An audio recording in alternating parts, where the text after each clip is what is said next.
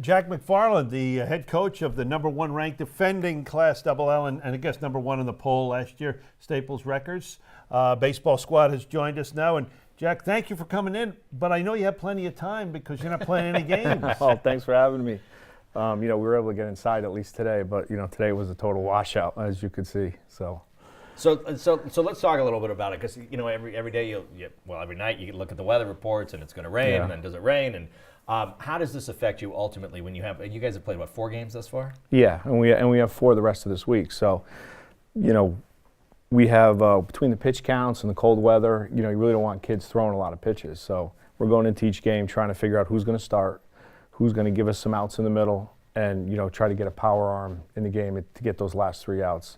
So we've used five pitchers in one game, 4 in another. So we're using it. We're going by committee right now. And when you look out at your field, till it gets a little warmer. See here, will you be able to play? How many games you have at home this week? Well, we got a game tomorrow at Wilton right there, so we're hoping that cleans up a little bit with the wind and stuff. But, we were just talking about this, Coach. But every spring, I'm sure this is an issue. But this spring has been especially bad. Yeah, this has been definitely a wet spring. And you got the teams with the turf have a little bit of advantage. I think Darien's got 8 games in already. I was able to scout a game tonight. Trumbull at McMahon, they were able to get a game in. And a lot of the colleges are going to the turf. So with the weather, it's with the grass fields, it's not easy. And Connecticut, there's been articles written for a small state develops a lot of really good baseball players. I don't have to tell you that. Yeah. Many have come right through state. That's true. We've had some good ones. And so, dealing with the weather, I mean, it's just even more amazing to me. And you have the big state school now. UConn is ranked 24th in the country, and Central Connecticut was in the tournament a year ago as well.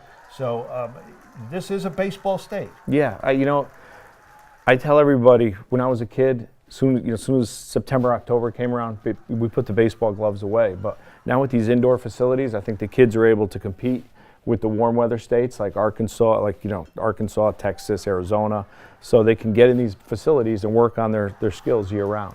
So you guys came into this season, Coach, ranked #1 based on the polls, and I know the polls aren't worth the paper they're written on. No, I get exactly. it how you look at it. It just depends what you do on the field. And eventually, the sun should come out tomorrow, and Thank you, Andy.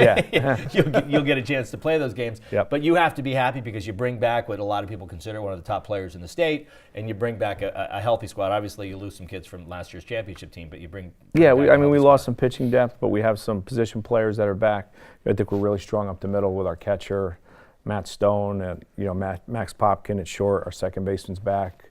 Drew Rogers, our center fielder. So we're strong up the middle. Chris Durable, and of course Chad's back. So I think we're defensively, we're going to make the plays. I like our lineup. I think I've told our lineup we're going to have to score runs. We're playing 4 days, and the games are going to be crooked. There's going to be some 10-6, 8-7 games, and the pitching is going to have to develop. We're going to have to find some depth there.